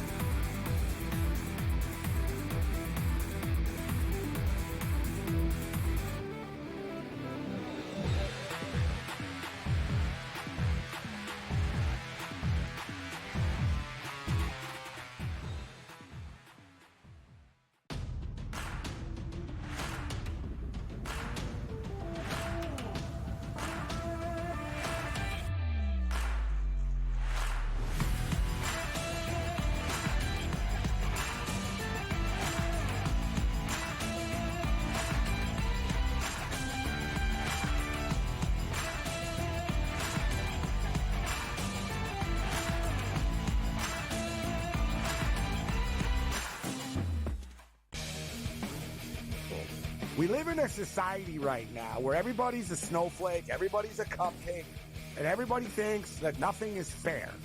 Everything is like, it's not fair. We should have a better chance. We need more. You know what? I'm old enough to remember when you needed to have a perfect goddamn record to win a college football championship. That's the way it was. 11-1, too bad. Sports Rage tonight, only on Sports Grid. Grandma Bear, who owns the football team, probably comes in, gives a little, oh, man, you're such a good little boy out there. Congratulations, the way you coach this football team. I'm never going to fire you. Totally, I missed you pinching your own cheek as I was looking down and did not know we were getting. Oh, Donnie, you got such a good show there with that guy named Ben. Like, that's what your grandma would do to you when you go see her on Thanksgiving or Christmas, The Early Line, only on Sports Grid.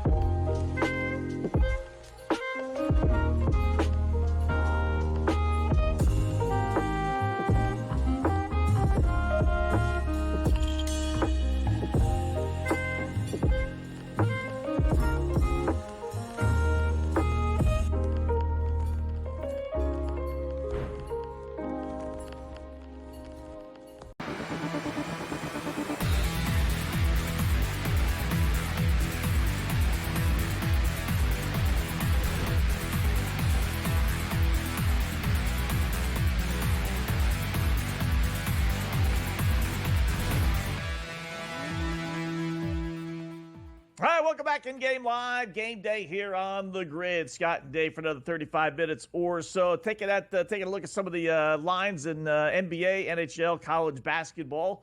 I tell you, one game I did like, David. It's just underway basically, but I do like the numbers. It's Phoenix and San Antonio. 19-16 Suns lead midway through. They're really late first quarter, which is why I bring it up. 3:40 left to go. Over-under is 226.5. I like the under. I did. It was the 229. They're on a monster right now. It's early, but they're on an under pace for sure from that 229.5 it was. I would do it again. Phoenix, oddly enough, with all the Kevin Durant and Booker and Beal, and you think they'd be up and down the court. They really are not. They're actually a stronger under team than they are over. 17-8 under, last 25 at home, even where this game is. Spurs can slow it down with the best of them. So It's early enough. You're getting a pretty good break versus the score versus the total. I like the under in that one. Looking pretty good. Pretty good. Yeah, I could see that. I'm going to head down there sometime in the next couple of weeks, see my mom and sisters and stuff. They live down there in Phoenix and try to go to a game. I used to go when I lived down there. It's been a while since I've been to an NBA game. So excited to see them play in person. I would be going to tonight's game with Golden State in Denver if I was in Denver. That's a good basketball game. And a line where you look at it and you go, wait, is this right? Like, what am I missing here? This is only 4.5. Denver screams to play to Denver to me. But do you have an opinion, side or total on that one? Yeah, the Golden State, they got up to that torrid start, but they now lost 4 in a row, kind of coming back and, being the Golden State that we all figured they would be about a 500 club, right? You gave them credit for doing what they did, but in reality, it's been a little bit of a struggle there for the Nuggets. FanDuel's got it up to 5. I did like Denver in the game. Over under 236.5 is a little pricey there. I don't know about that, but got to go with the Nuggets. They've thrown some eggs at us this season, but they're generally better in my eyes than Golden State, especially at home. So you saw that trend. They're 5-0 at home, straight up against the Warriors. So last 5. So I think they win the game. Do they cover the spread? Let's hope so. If you can get it to 4, that's more comforting for me. But yeah, I like Denver in that one. And then the other one that is going to start late too, Portland and the Clippers. Yeah. Heavy sidewise, 8.5 current number. Seems heavy. It does. But I tell you, the Clippers have very quietly done fairly well this year. They have won 1, 2, 3, 4, 5, 6, 7 of their last 9. 5 straight at home in which they've covered the number. And, it's James Harden drinking out of the fountain of youth, I guess. He kind of regenerated himself. And they're actually not bad. 13-9. I thought they would be awful, getting rid of Kawhi and George. And well, not getting rid of Kawhi, but he doesn't ever play. And getting rid of George. So Jailblazers aren't bad either, covering the number, but I think I'd go with the Clips. They're a monster under team, so I would side towards the under as well with L.A. How many years have you been calling them the Jailblazers? I mean, we're talking like 30. Since they had all those guys that were like thrown in jail like about 20 years ago. Remember they had all the criminals were on the team?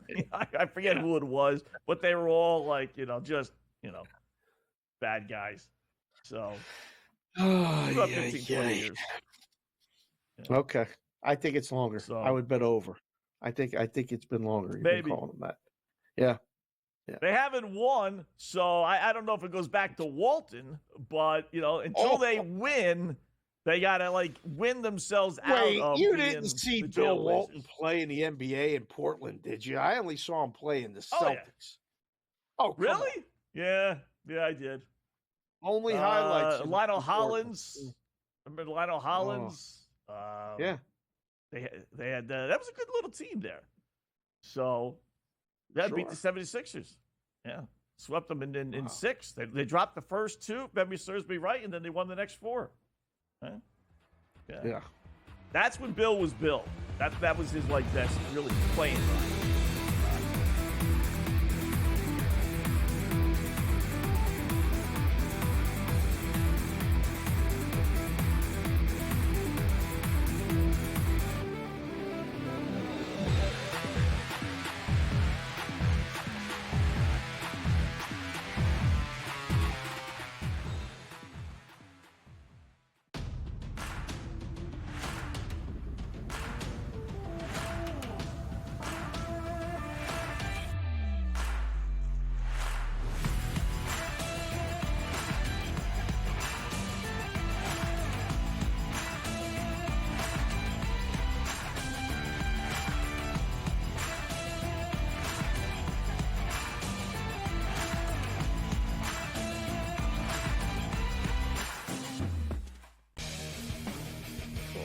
We live in a society right now where everybody's a snowflake, everybody's a cupcake, and everybody thinks that nothing is fair.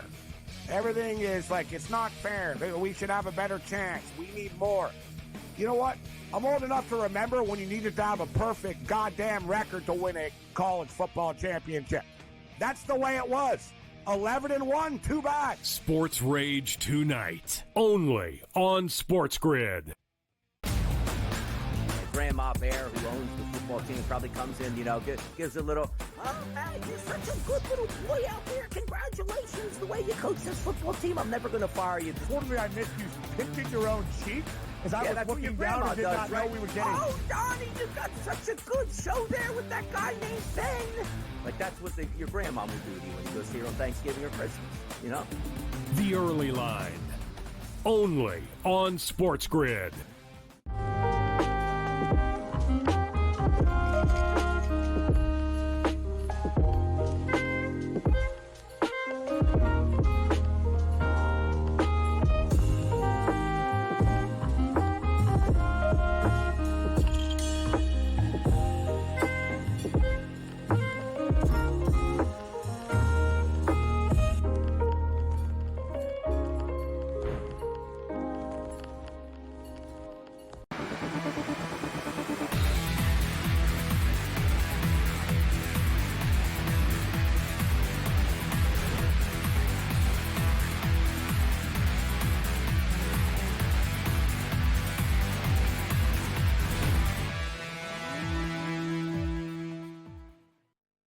Welcome back in Game Live, game day here on the Grid. Scott Wetzel, Dave Sherapan for another half hour or so, taking a look at some of the college basketball. Do see a final in that, just it's typical me. It is. So St. Peter's beat Duquesne 62-59. So it's St. Peter's and Duquesne, Scott. Who cares, right? We got all these great games going on tonight, right? But I gave that out to the boys on the pod as one of my best bets, the under. I think it was 124 and a half, 123 and a half, 124, 125, something like that, right? There's so many games. So did I put it in at the time? No, of course not, right? I'm doing this, I'm doing that, get ready for the show. I'm hoping. I knew when I was on the train that the game maybe started at 8 o'clock or 7:30. So long story short, it started at 7. I turned on my computer. They're about 5 minutes in. I get the game at 119 and a half. I say, what's 2 or 3 points, right, between friends? Give me the under anyway, in-game live. It ends up 121 points. Original number wins. My number loses. That's sports betting. That's I mean, you got to be, and it gets worse in the college baskets. Like the numbers get better, right? So it's unfortunate that you didn't win, just a couple points off the original number in December, but definitely as you get into January and February and forget about it, the numbers are really, really tough to beat. Really tough to beat. Yeah. I will say at least the podcast crew won because they had 100. They had about 110 points. It was 50. Actually, I think it was 110. It was 57-53 with just over 4 minutes left, and that's when I stopped looking at. All right, that's going to be a loser. They're getting 12 points in 4 minutes, right? 4.5 minutes. Mm-hmm. They got 11, and it went under. So St. Peter's is a monster. You blind. I know it's Duquesne. Who cares, Scott? Just you bet under St. Peter's games, and I'm telling you, you're gonna win. That's what I do, Dave, with a lot of this stuff. Until I get about 10, 15 games into the season, I have my teams that I always bet overs. Alabama, Gonzaga, and then I have my teams that I always religiously bet unders. And at the end of the year, now you're not going to win every game. But at the end of the year, those teams will go, if there's 30 games, they'll go 20-10 over or 20-10 under. And you're going to finish, 8 to 10 games over 500 with all these teams. You add it all up, So I like doing that. I got about, 7 or 8 teams like that, and then I'll bet the other games. But I just, whatever it is, I'm blank. St. Peter's, give me the under. 119, 120, 121, who cares? Give me the under. They don't score. just like the movie 220, 221. Whoa! What do we got? What do we got?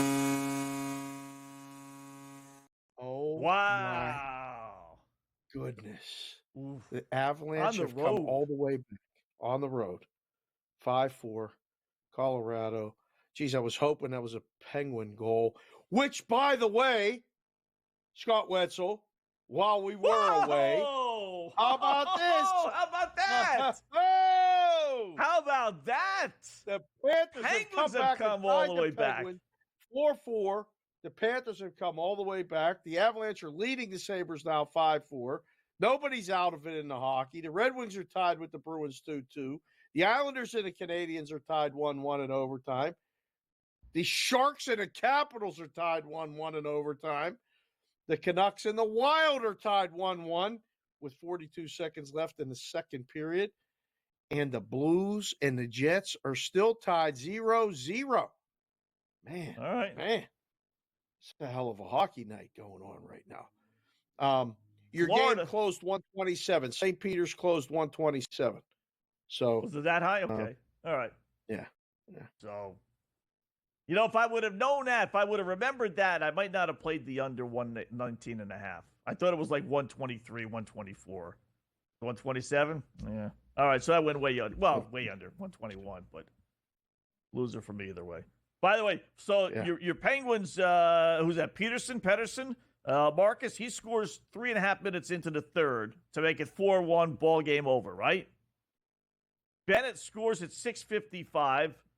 Boquist, never heard of him, scores at 8:58, and then Tkachuk just scored 3 minutes later at 11:27. Boom, just like that. It's amazing how just like that. 3 goals in 5 minutes, 6 minutes, and it's 4. It's like the only other sport we can equate it to, and Vinny's very familiar with blowing the goal horn during baseball games because we did it all summer for the Mets. That's the only thing. Like when somebody hits a 3-run homer, right? It swings the total a lot, and it changes the dynamics of the game in game sidewise. So multiple goals quickly, especially in the third period. Big adjustments. Big adjustments. I just want to let you know I got to shout out the families watching downstairs. Everybody's watching. They said your hair has never looked better. All my wife, daughters are down there. Really? Even the dog is staring at the screen going, wow. Uncle Scott looks great. He's looking good. Well, Bucks goes a lot farther than we thought. How about that? Right. Yeah. Thank you. Thank you, Share Pants. Did you see the, before we get back to the games, did you see the little yapping about what they're going to do maybe with baseball? This is so stupid. Goodness. It's beyond belief. Oh, I thought it was something out of The Onion, if you're familiar with that, which is kind of like sarcasm. It's you know, they take stories and they, you know, right? They're thinking about discussing allowing teams, it's called the Golden Bat, to allow you to pinch hit anybody without taking the player out of the game, and also have a pinch hitter who's already in your lineup be able to bat whenever he wants. Yeah. It's the stupidest thing in the world. So if you're Aaron Judge, we'll say bottom of the ninth inning, Judge, made an out last inning, we'll just say. So he's not due up for 7 more batters. Yankees put a couple of runners on. They have, I guess, the ability under this premise to pinch hit Aaron Judge. Aaron Judge. I mean, how dumb is that? How dumb? So I have my banana hat handy, my Savannah Bananas hat, because that's where they got this from. But the Savannah Bananas are like the Harlem Globetrotters of baseball. I've been there I've heard of them. with the kids multiple times. We're big fans. And the Golden At Bat is fun. They make a big deal about it, usually save the best hitter, or they have the best hitter come in a real high leverage situation. The place goes crazy and it's fun. It's not for baseball. Like, I can't even believe that this was being discussed. And I'm with you. I don't think it's going to happen. I don't know. I mean, it created a hell of a buzz on social media. People were reaching out all over all day to me like, Dave, do you believe this? Dave, I went on, we did Boston versus Book. We talked about it. I did another show in Philly today. We talked about it, talking about it with you right now. So baseball got what they wanted. Everybody's talking about baseball today. But I also have my Little League hat, my Little League World Series hat. And it made me think of that because that's what you do in Little League. Like you bring in a guy just to hit whenever, and then you put him back out in the field. Like, I don't know how this would work, Scott. I really don't. I don't like it at all. No. They're really screwing around with the rules. I'll live with the runner on second base, I suppose, as long as we don't do that in the postseason. But it's really, I'll live with the pitch count, which I really don't think is fair. But if they do something like this, that's just like, come on, baseball. It's too much. It's just too much. Right? You're going to alienate a lot of people. Yeah. I don't even think the kids like it. No. I don't even think, I don't even think any would like it. It's amazing. All right, back to the board. We come back.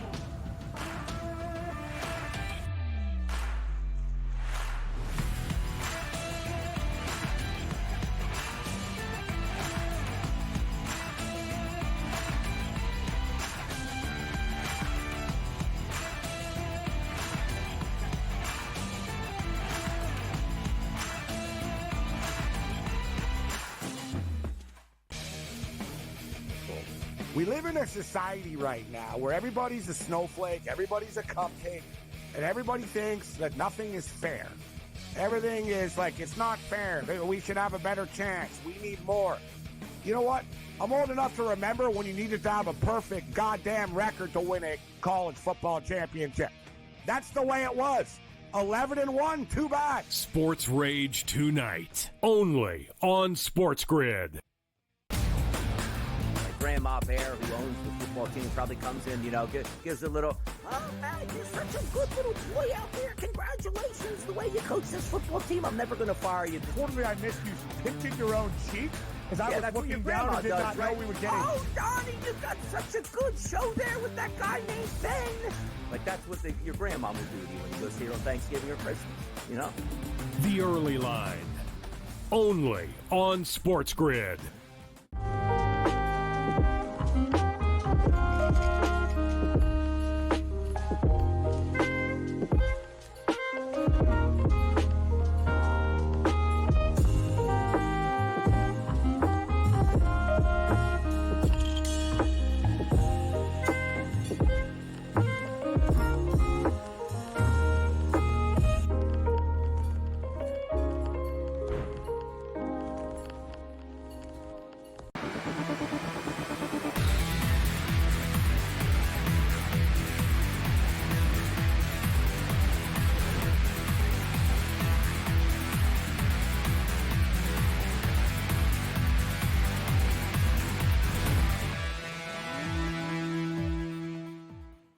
All right, welcome back in Game Live. Game day here on the Grid. Checking out some numbers. Not a bad start for our under Phoenix San Antonio. It's down to 214.5. Oh, my. That opened up at 229.5. We gave it to you at, 224? I told you, that they were a little slow lowering that over-under with that first quarter pace, which was not on pace for 230 points. So, you're midway through the second now, 38-26. 214 is your over-under on that one. How about the Memphis over-under day to start? What was that, 247 today, 246? Close at tip-off? 246.5, yep. Yeah. So it's at 242 now. They're at the half. Dallas leads by 3, 60-57. Good game. Right on the number. Close 4.5. So, that was expected to be a good game. Look, I like these games in the 240s.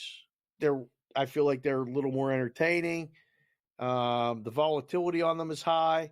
I think you get, more betting opportunities. When a game closes 2-17, like, I don't know how much lower it can go. They have to start really slow.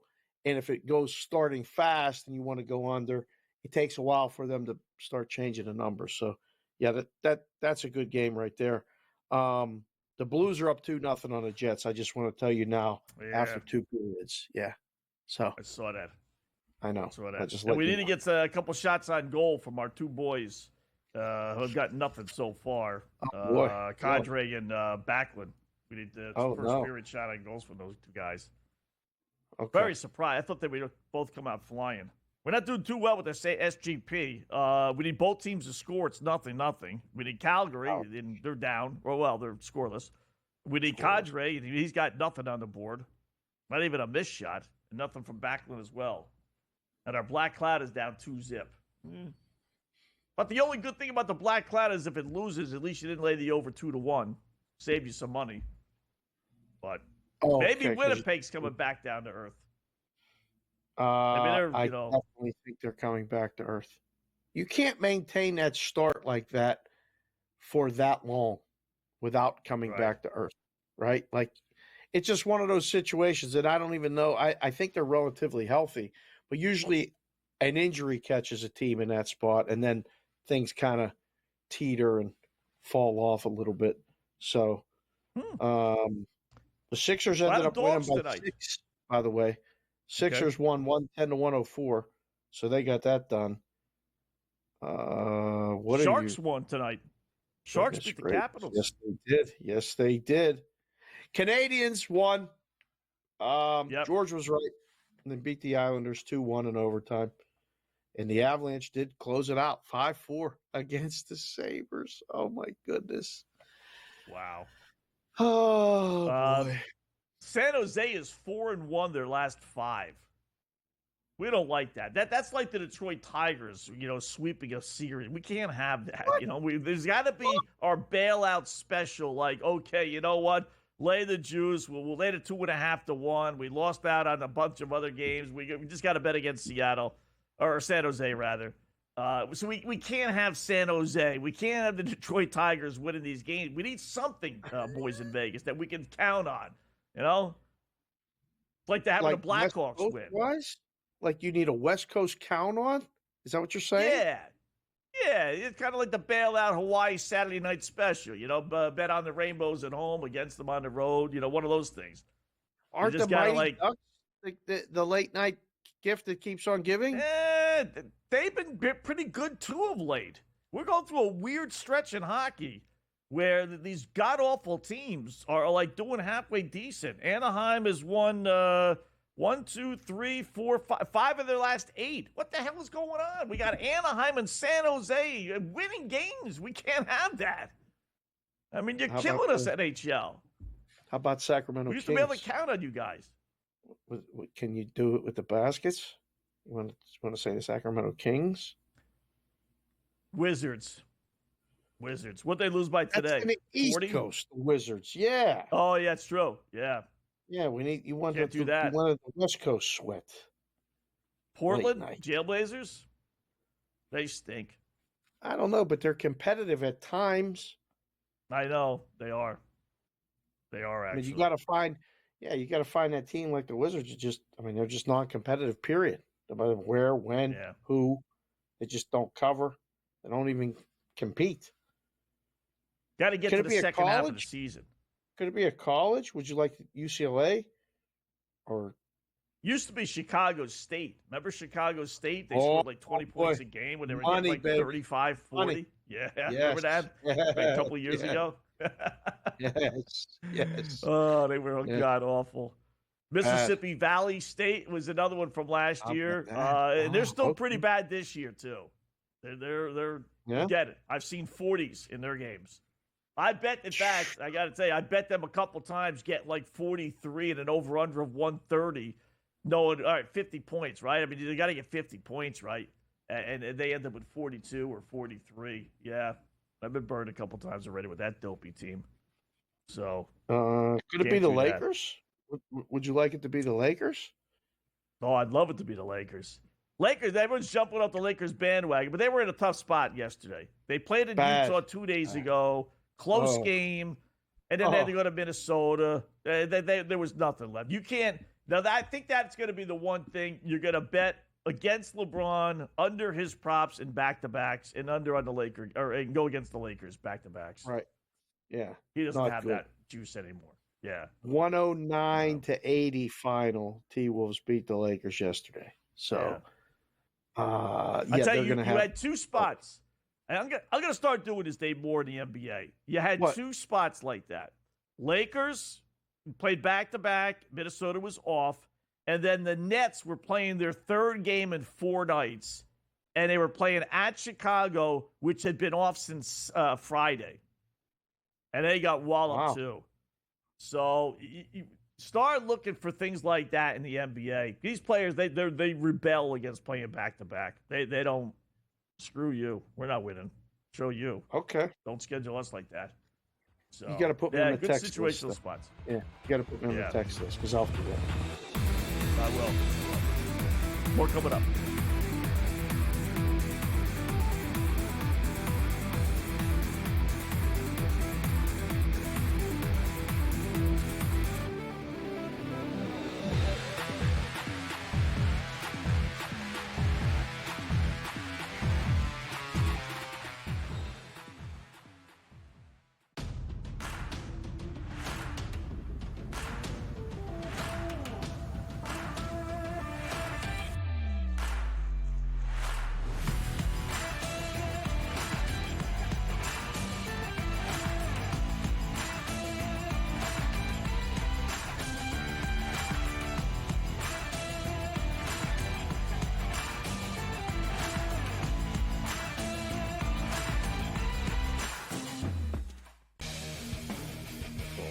We live in a society right now where everybody's a snowflake, everybody's a cupcake, and everybody thinks that nothing is fair.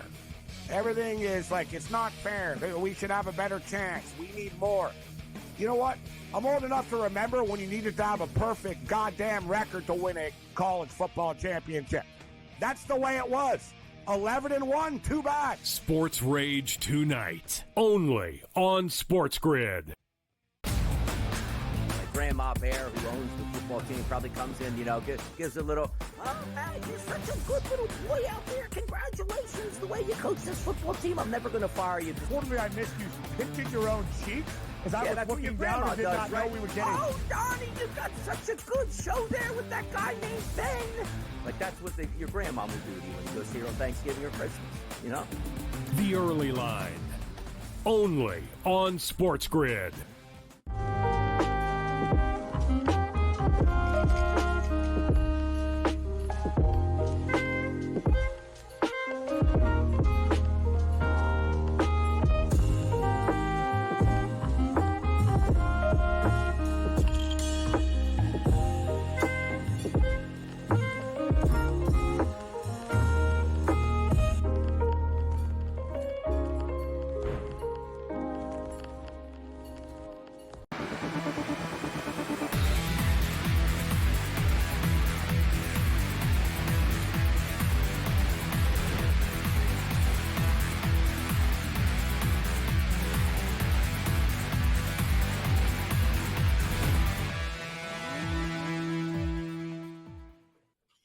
All right, welcome back in Game Live, game day here on the grid. We got Gabe Morency. I guess he's working solo tonight because Cam has got vacation.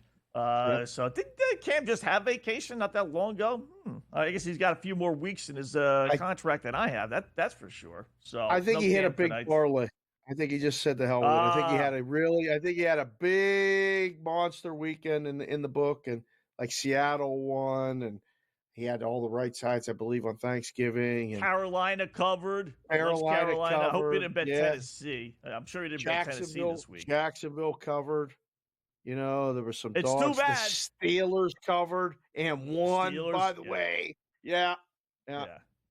But I did want to throw it in his face a little bit. Naturally, he's on vacation, but don't think for a second I'm going to forget about the fact that the Miami Dolphins got their ass kicked in Green Bay, as I tried to tell everybody on this show that would listen. Right? Did I not tell you? told us. You all of gotta us.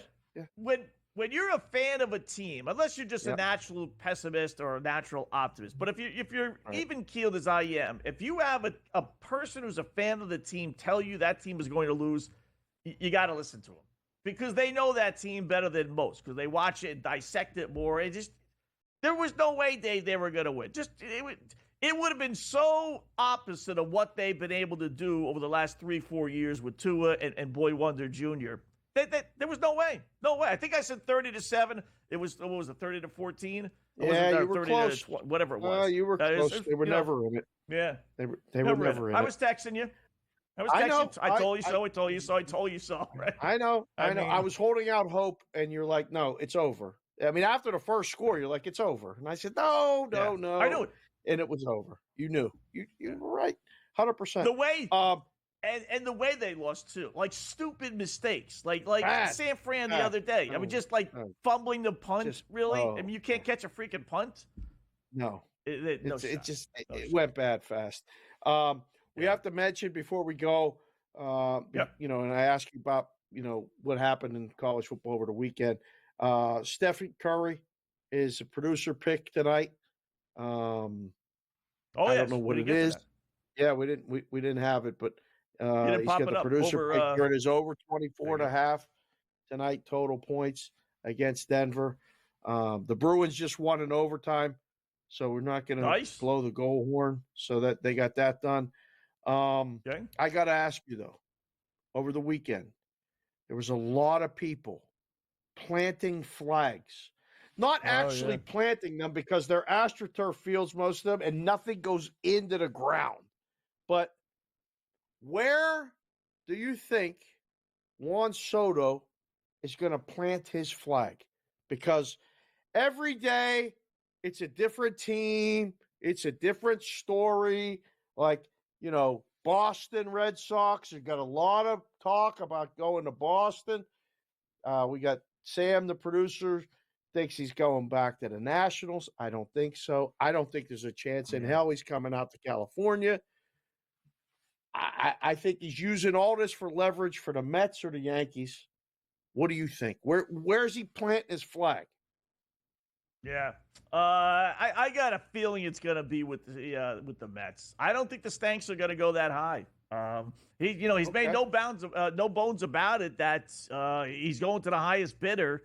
And believe it or not, as crazy as this may have sounded in the 80s and 90s and 2000s, I don't think the Yankees are going to be the highest bidder. And I can't blame him. I don't think he's that good. And the key to me, Dave, is that he batted in front of Aaron Judge, not behind Aaron Judge. So if I'm the Stanks, I'm saying, listen, we could get a lot of guys that we could put in there for a hell of a lot less money to be able to put up similar numbers, maybe not as good of numbers, but similar numbers if we're batting them in front of Aaron Judge. So, whereas I think the Mets are desperate, and I think they pay him the $50 million a year. Do you think two questions. One, do you think that the Mets package is still in the computer right now? Like if Vinny's paying attention at all, he can find the Mets package. We could play that right now. Probably not. And do you think, it's probably put away for baseball season done. Do you think Vinny would get a shirt, a Juan Soto shirt? Like Mets fans, the merch will sell crazy, won't it? Oh, yeah. Huh. He'll sell more with the Mets than I think he would with the Stanks. So, yeah. Yeah, the Met fan is, they're so desperate for anything and everything. Whereas the Stanky fan's just like, all right, So, I hope he goes to the Mets. See you tomorrow.